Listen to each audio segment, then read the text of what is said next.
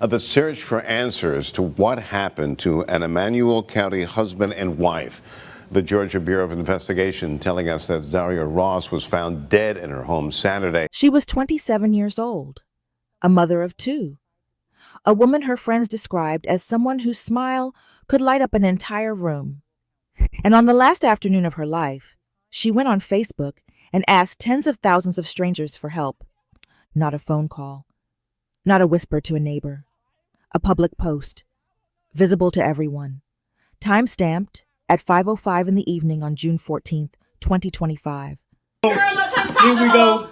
Let me tell my truth. I got that. Hey. You went on now trying to tell. Hey, look at here, man. Get out my line now. I'm telling you, leave it alone now. Get out my line. Go make your own line. Go make your own line. You done got on your shit? Listen, you done got on your shit? He keep lying for that boy name like we had something going on. Me and Philly had shit going on.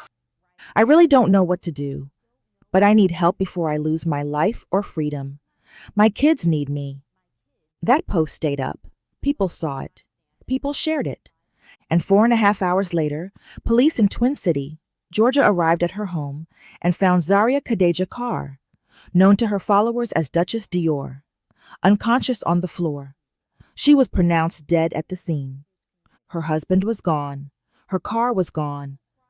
Hours earlier, he had gone live on Facebook in front of their combined audience of tens of thousands and accused her of cheating, accused her of giving him an incurable disease, accused her of betraying him in the worst way a partner can.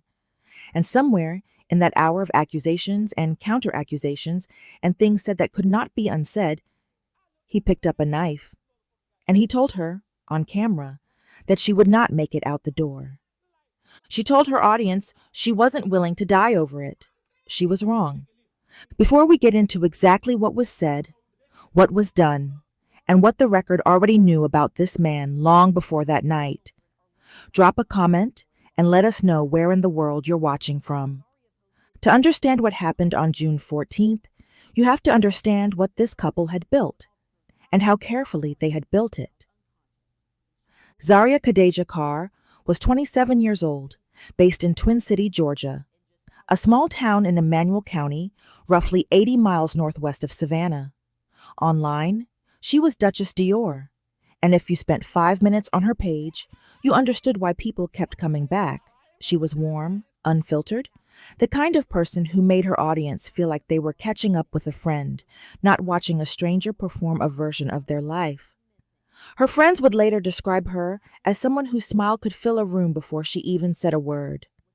She had between 33,000 and 35,000 followers on Facebook, a hair service she ran out of Statesboro, Georgia, and 2 young children she documented with obvious pride. She was, by everything her audience could see, a woman who gave more than she kept.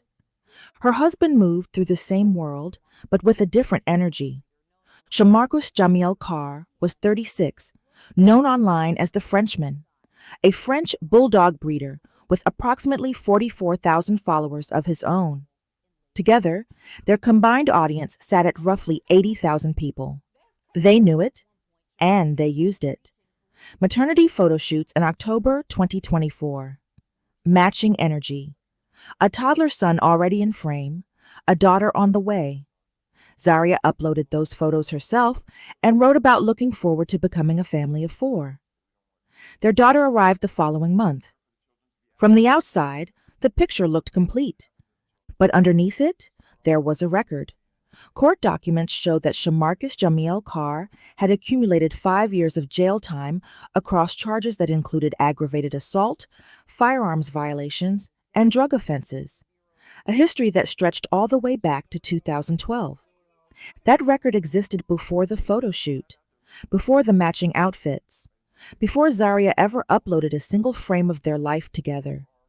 She was building a future with someone the courts had already seen a very different side of. Before any camera went live, before any argument spilled into public view, Zaria Khadija Carr was already writing. Not to one person, not in private, to everyone. Earlier that same day, June 14th, 2025, she posted a string of status updates to her Duchess Dior Facebook page, and reading them now, in order, feels less like scrolling through social media and more like watching someone quietly prepare for the worst.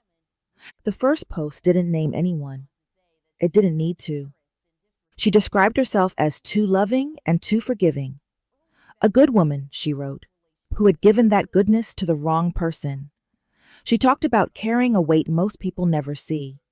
The embarrassment, the disrespect, the slow drain of holding someone else together while you come apart. She wrote that you cannot make someone happy who has no interest in being happy. And then she wrote that she had been walking through pain with a smile. Now here is what makes that line significant. Zaria was someone who knew exactly how to present herself on camera. She had built an entire platform on it. She knew the difference between content and confession. Which means when she chose to write that, not film it, not perform it, just write it plainly, publicly, for anyone to read. It was not for show. It was real. The posts kept coming. And then, at 5:05 in the evening, came the one that would later be shared across the country. She wrote that she did not know what to do, that she needed help before she lost her life or her freedom, that her children needed her. She typed those words. She attached her name to them. She posted them publicly to tens of thousands of people. And then she waited. This was the moment the whole day had been building toward. Not the posts. Not the tension simmering behind closed doors.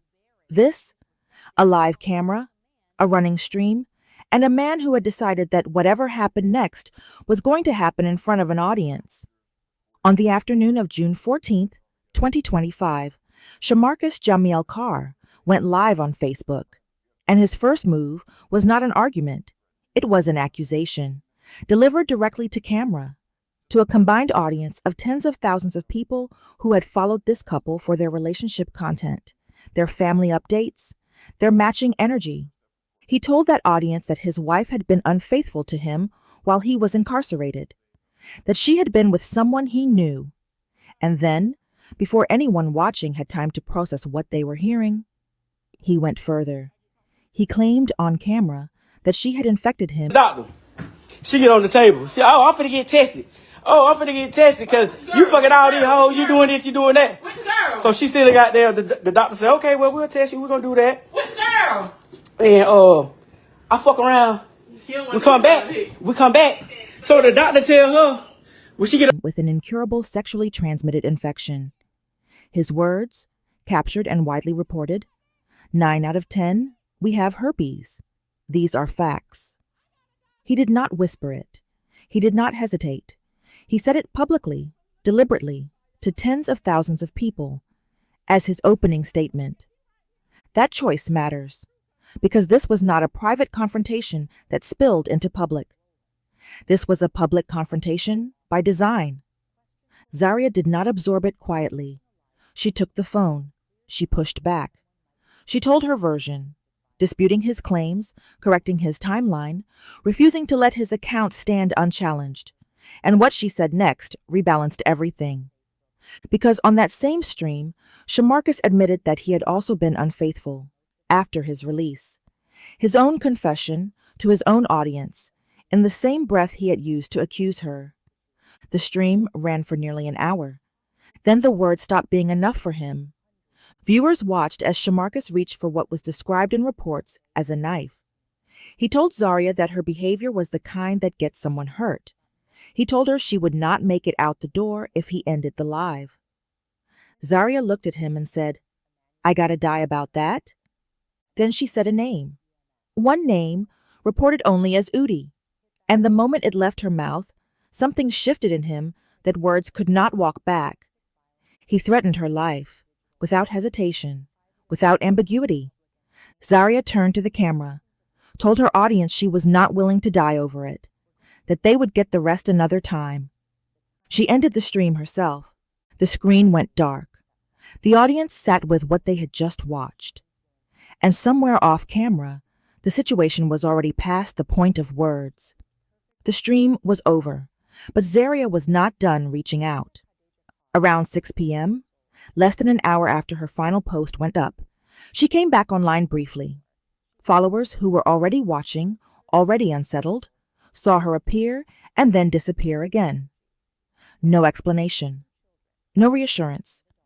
Just a woman who kept trying to make contact with the outside world and then went quiet again.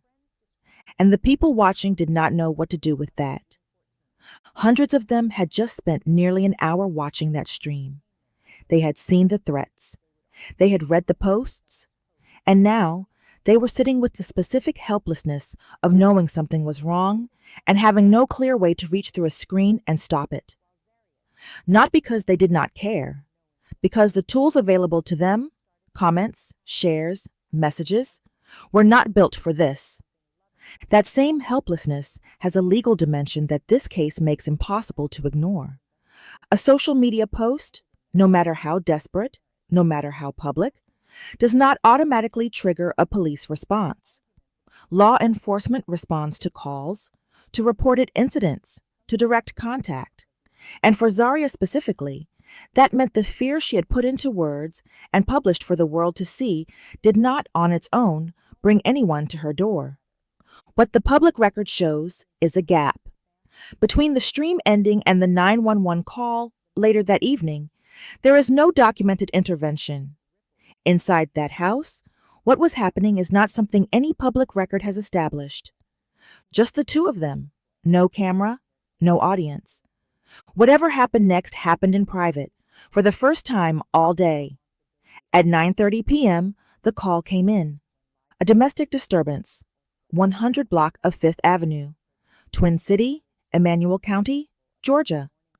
Officers from the Twin City Police Department, the Emmanuel County Sheriff's Office, and Emergency Medical Services converged on the address. Multiple agencies, a Saturday night, a residential street. What they found when they arrived was not a disturbance. It was a scene. Zaria Khadijah Carr was found unconscious inside the home. Despite the efforts of those who responded, she was pronounced dead at the scene. She was 27 years old, a mother, a woman who had spent the last hours of her life trying to tell someone, anyone, that she needed help.